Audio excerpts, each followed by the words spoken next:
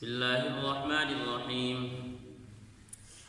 يا أهل الكتاب قد جاءكم رسولنا يبين لكم كثيرا مما كنتم تخفون من الكتاب ويعفو عن كثير قد جاءكم من الله نور وكتاب مبين۔ ترجمہ: اے اہل کتاب، تمہارے پاس ہمارے یہ پیغمبر آ گئے ہیں جو کتاب یعنی تورات اور انجیل کی بہت سی ان باتوں کو کھول کھول کر بیان کرتے ہیں جو تم چھپایا کرتے ہو، اور بہت سی باتوں سے درگزر کر جاتے ہیں۔ تمہارے پاس اللہ کی طرف سے ایک روشنی آئی ہے اور ایک ایسی کتاب جو حق کو واضح کر دینے والی ہے، جس کے ذریعے اللہ ان لوگوں کو سلامتی کی راہیں دکھاتا ہے تو اس کی خوشنودی کے طالب ہیں، اور انہیں اپنے حکم سے اندھیریوں سے نکال کر روشنی کی طرف لاتا ہے، اور انہیں سیدھے راستے کی طرف ہدایت عطا فرماتا ہے۔ کل ان 3-4 آیات کی ترجمہ اور مختصر سی تشریح ہو گئی تھی کہ اللہ رب العزت نے ان آیات میں اہل کتاب کو سمجھایا کہ بھئی عیسیٰ علیہ السلام کو پیغمبر مانو، ان کو اللہ کا بیٹا نہ بناؤ، اس طرح حضرت مریم کو خدا نہ مانو بلکہ وہ ایک عورت ہے اور پیغمبر کی والدہ ہیں، اس لیے ان کو اس حد تک رکھو، ان کو اس سے آگے نہ بڑھاؤ۔ اللہ نے سمجھانے کی کوشش کی۔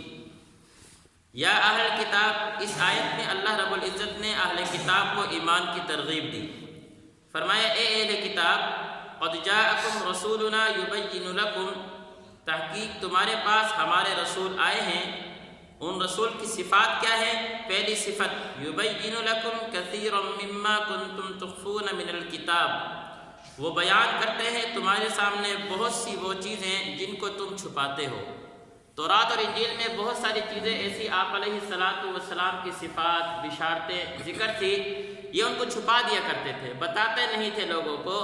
تو اللہ نے فرمایا کہ وہ پیغمبر وہ والے پیغمبر ہیں جو تمہاری کتابوں میں جن کی صفات کا ذکر تھا تم ان کو صفات کو چھپا لیا کرتے تھے۔ وَيَعْفُو عَنْ كَثِيرٍ، دوسری صفت یہ ہے اور بہت سی باتوں سے درگزر کر جاتے ہیں۔ اس آیت کا مطلب یہ ہے کہ ہر شریعت کی اصول ایک ہی ہوا کرتے ہیں۔ اصول مطلب کیا؟ بھئی اللہ ایک ہے، پیغمبر جو آئے ہیں ان کی اتباع کرنی ہے، مرنے کے بعد دوبارہ زندہ ہونا، یہ اصولی باتیں ہوا کرتی ہیں۔ سارے پیغمبر نے آ کر یہی ترغیب دی، لا الہ الا اللہ پڑھ لو کامیاب ہو جاؤ گے، یہ اصول ہے۔ فروعات، نمازیں پہلے پیغمبر کی تو کیا ہے، امتوں کی نمازیں اور تھی، ہماری نمازیں اور ہیں، ان کی ترتیب اور تھی، ہماری ترتیبیں اور ہیں، روزوں کی ترتیب ان کی اور تھی، ہماری اور ہے۔ فروعات میں فرق ہوا کرتا ہے، تو اصول ہر پیغمبر اپنی امت کو وہی بتاتا ہے جو پہلے پیغمبر نے بتائے ہیں۔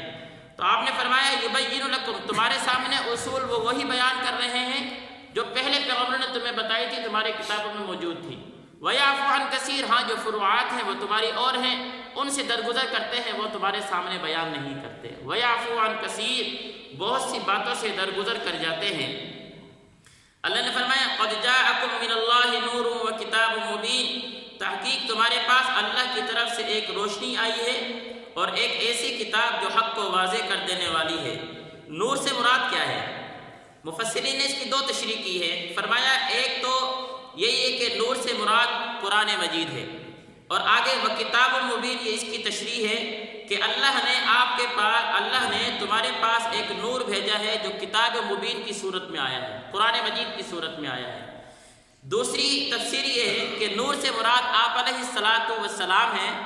مطلب کیا کہ اللہ رب العزت نے آپ علیہ السلام کو نور ہدایت بنا کر بھیجا تھا کہ اس کی وجہ سے اس امت کو ہدایت کے راستے ملا کرتے تھے۔ ہدایت کی روشنی اللہ رب العزت نے آپ علیہ السلام کو بنا کر بھیجا ہے۔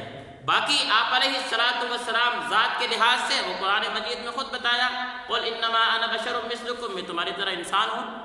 ذات کے اعتبار سے اللہ نے انسان بنایا، بشر بنایا، صفات کے اعتبار سے اللہ نے اس امت کے لیے ہدایت کی روشنی بنا کر بھیجا ہے۔ یہ ہے نور، کہ اللہ رب العزت نے تمہارے پاس ایک نور بھیجا، وکتاب مبین، اور ایسی کتاب بھیجی ہے جو حق کو واضح کرنے والی ہے۔ یہدی بہ اللہ من اتبع، کہ اس کتاب کے ذریعے اور اس نور کے ذریعے اللہ رب العزت ہدایت دیتے ہیں اس شخص کو، من اتبع رضوانہ، جو اللہ کی رضا کی اتباع کرنے والا ہے۔ اللہ کی رضا کی اتباع، اللہ کی رضا اس چیز میں کہ میرے احکامات کی پیروی کرو، اللہ کی رضا اس چیز میں کہ رسول اللہ صلی اللہ علیہ وسلم کے طریقوں پر چلو۔ جو اللہ کی رضا کی اتباع کرتا ہے، اللہ کہتا ہے کہ میں اس کتاب کے ذریعے اور آپ علیہ السلام کے ذریعے اس کو ہدایت دیا کرتا ہوں۔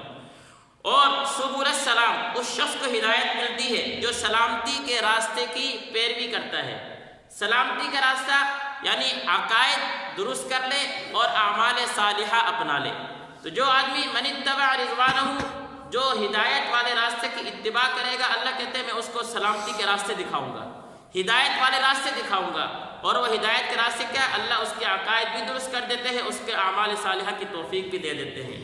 سبل السلام ویخرجہم من الظلمات الی النور، اور اللہ نے فرمایا میں اس کو ہدایت کے راستے کی اتباع کرنے کی وجہ سے ظلمات، اندھیریوں سے نکال کر الی النور، روشنی کی طرف لے آؤں گا۔ کفر اور گناہ والی زندگی سے نکال کر اعمال صالحہ والی زندگی اس کو عطا کر دوں گا۔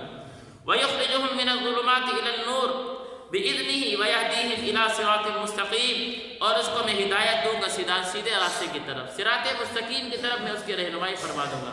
کتنی اللہ رب العزت نے ہمارے پر رہنمائی فرمائی، آسانی کی کہ ایک کام تم کر لو، تمہارے لیے میں سہولتیں پیدا کر دوں گا۔ من اتبع رضوانہ، اللہ رب العزت کی اتباع کر لو، اللہ کے اتباع کرنے کی بدولت تمہیں کیا ملے گا؟ تمہیں سلامتی والا راستہ بھی عطا کروں گا، تمہیں گناہ والی زندگی چھڑوا کر اعمال صالحہ کی زندگی بھی عطا کروں گا، اور تمہیں ہدایت والے راستے کی طرف رہنمائی بھی کروں گا۔ کتنی اللہ رب العزت ہمارے آسانی فرمائی ہے۔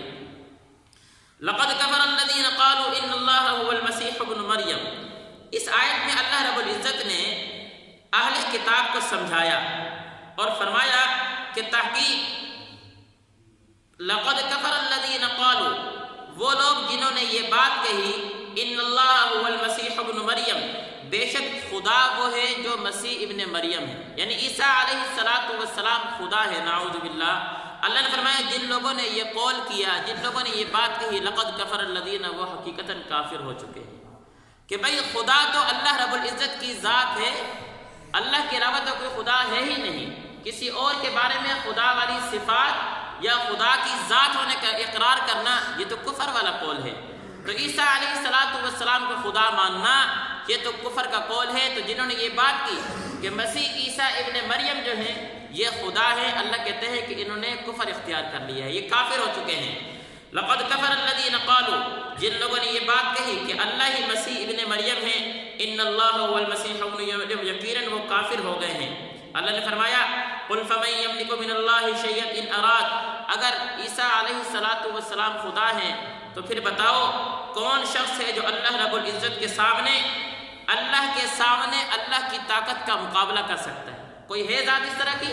لے کر آؤ جو اللہ کے سامنے اللہ کی طاقت کا مقابلہ کرے۔ کیا اللہ کی طاقت؟ اللہ نے بتایا ان اراد ان یہلک المسیح ابن مریم، یہ کہ عیسیٰ علیہ السلام اور حضرت مریم کو، اور اس طرح وَأُمُّهُ وَمَنْ فِي الْأَرْضِ جَمِيعًا، جتنی کائنات اس روئے زمین میں بستی ہے، اللہ سب کو نیست و نابود کر دے، ختم کر دے۔ کیا کوئی طاقت اس طرح کی ہے جو اللہ کے سامنے کھڑی ہو کر اس کو بچا لے؟ کوئی بھی نہیں ہے۔ جب کوئی بھی نہیں ہے تو پھر کس چیز کی تم کیا ہے یہ بات کرتے ہو کہ اللہ نے عیسیٰ کو خدا بنا کر بھیج دیا؟ پھر عیسیٰ کے بارے میں خدا کا اقرار کیوں کرتے ہو؟ قل فمن یملک من اللہ، آپ کہہ دیجئے کون ہے وہ شخص، کس کی ملکیت میں ہے یہ کہ اللہ رب العزت کے سامنے کھڑا ہو جائے جبکہ اللہ یہ چاہے ان یہلک المسیح ابن مریم و امہ، یہ کہ عیسیٰ علیہ السلام اور ان کی والدہ اور جو کچھ زمین کے اندر ہے سارے کے سارے کو نیست و نابود کر دے تو وہ اس کو بچا لے۔ اللہ نے پھر دوبارہ ترغیب دی وَلِلَّهِ مُلْكُ السَّمَاوَاتِ وَالْأَرْضِ، بے شک اللہ رب العزت کے لیے ہے آسمان اور زمین کی ملکیت اور جو کچھ اس کے درمیان میں ہے، اللہ ہی اس کا مالک ہے۔ جب اللہ ہی اس کا مالک ہے تو اللہ اس بات پر بھی قدرت رکھتا ہے کہ عیسیٰ علیہ السلام کو بغیر باپ کے پیدا کر دے، اللہ اس کا بھی کیا ہے مالک ہے۔ تو پھر کیوں کیا ہے عیسیٰ علیہ السلام کے بارے میں اس طرح کی اقرار کرتے ہو؟ یخلق ما یشاء، وہ جس کو جس طرح چاہتا ہے پیدا کرتا ہے، واللہ علی کل شیء قدیر، اللہ رب العزت ہر چیز پر قادر ہے۔ اللہ ہمیں سمجھنے کی